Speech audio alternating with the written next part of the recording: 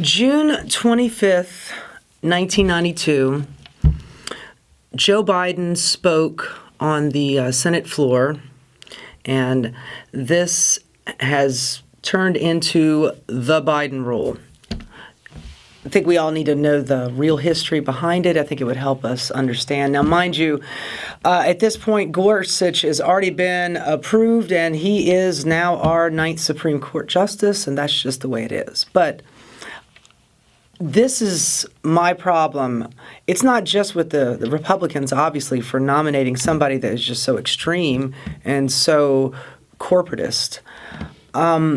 It's also the fact that the Democrats just put up a half-hearted fight because that's kind of all they got in them.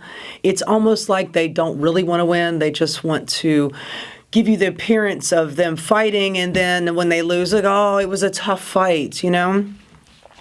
So back in 1992, it was June the 25th, so it was right before 4th of July, and which is like 2 weeks before the Republican National Convention. And this rumor started to float around that George Bush Sr., Herbert Walker Bush, wanted to nominate a judge before the end of his term. And, you know, it had been floating around Congress and in the Senate, too, that this was actually a possibility when they had the majority at the time, the Republicans, and they figured they could get this one through. And it was just a rumor at the time. Nobody had died. Nobody had retired. It was just a rumor. And Joe Biden got wind of this, and he spoke on the Senate floor asking the Senate to please not push for something like this so close to the election. Now, this is not a law. You know, it was just kind of politeness and decorum. I mean, looking at Congress now, you would never know that they were a little bit more friendly with one another back in the 80s and the 90s. They would actually compromise on stuff. Not all of it was really good, but nevertheless. So this thing that Joe Biden did in 92 is what Mitch McConnell has invoked in the Biden rule. The difference between Obama's pick and that pick back then that would have been for George Bush was that was a hypothetical.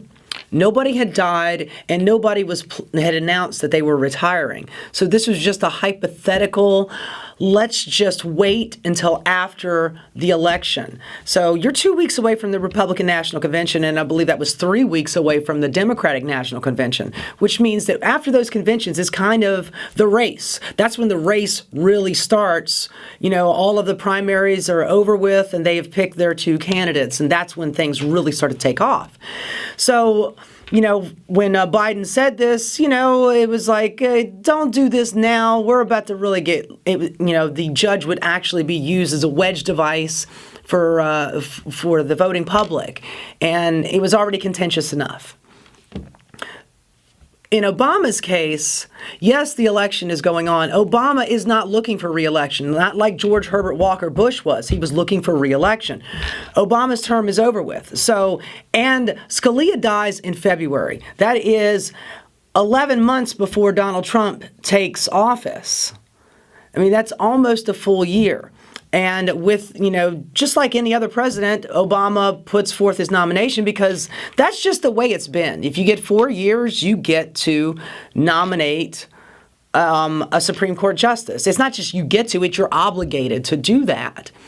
And Obama, one of the things that I kind of followed him on is that he didn't push hard enough. He was just too moderate.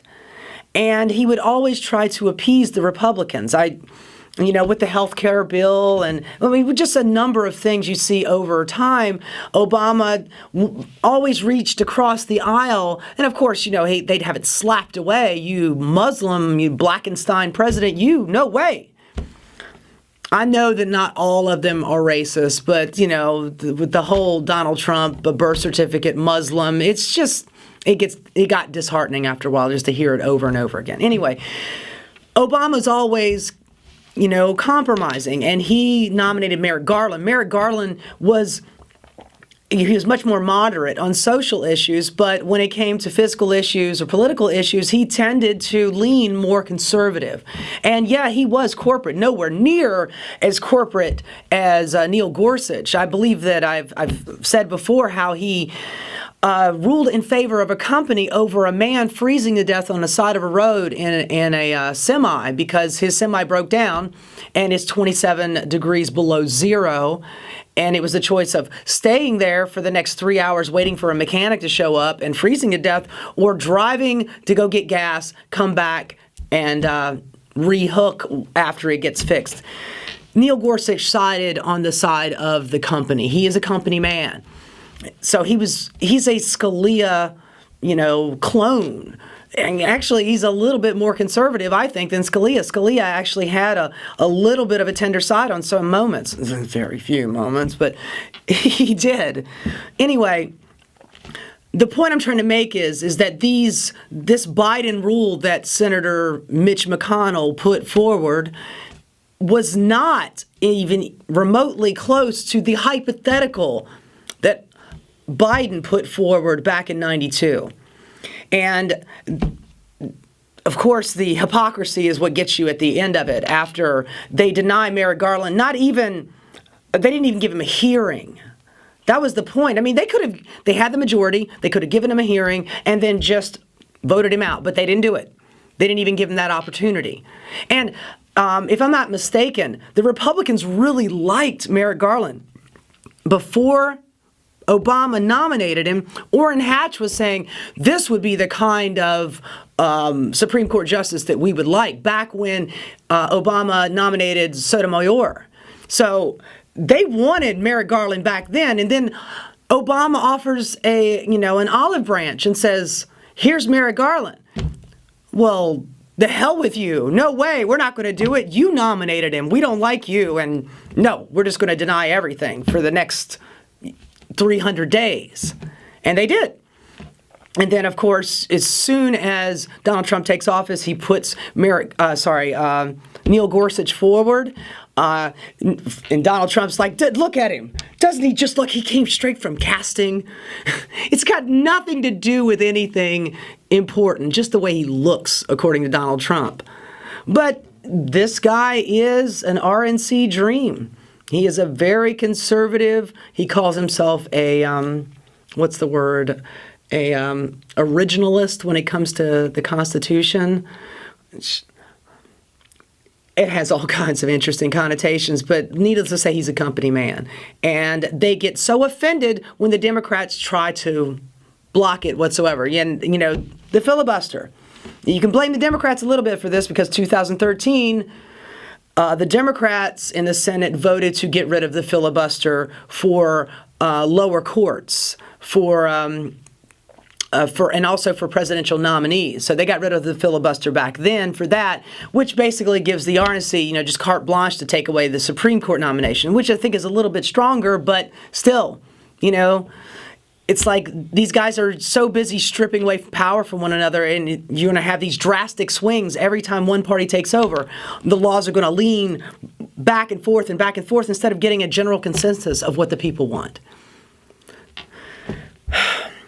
Anyway, I've been rambling on about this for a while. It's just that one of the things that the Democrats could have done, they did put their half-hearted filibuster through, which, hey, I'll give them that. Thank you for doing that. Really appreciate it. But in the voting process, they could have put up a little bit more of a fight. I mean, it wouldn't even have been a big deal. But it would have drawn more attention to the subject because I think that people just weren't paying attention to it. Every time you turn around, Donald Trump is saying something ridiculous, or we have another bomb strike somewhere, and it's just constant just paying attention to what's going on. If the Democrats during the voting process, they're allotted 30 minutes to speak and consider the vote. Every one of those Democrats that voted against, and I believe there were 46 that voted against Neil Gorsuch, they could have spent a half an hour apiece talking about what's wrong. They have like the 5 bullet points of the reasons why Neil Gorsuch is not just a Republican pick, but a bad Republican pick. they could have spent 30 minutes apiece just rambling on about it. And if they wanted to get really surly about it, they could have, when they were told, okay, your time is up, we will yield the floor, and they say no, drag me out in handcuffs. Tell me that wouldn't get a lot of cameras. That wouldn't get a lot of attention. You have like 10 senators dragged out of Congress off the Senate floor in handcuffs. People would all of a sudden go, okay, well, what is wrong with Neil Gorsuch? And then made a bigger stink about it. I mean, just any fight whatsoever, that would have pleased me with the Democrats. They just didn't have that fight in them. And I wonder if they ever will get that fight in them. I guess we'll just have to wait and see. This is Antoinette from Transistor Rodeo. If you like what you saw here, please subscribe for more videos and content. And you can follow me on Twitter at Transistor Rodeo.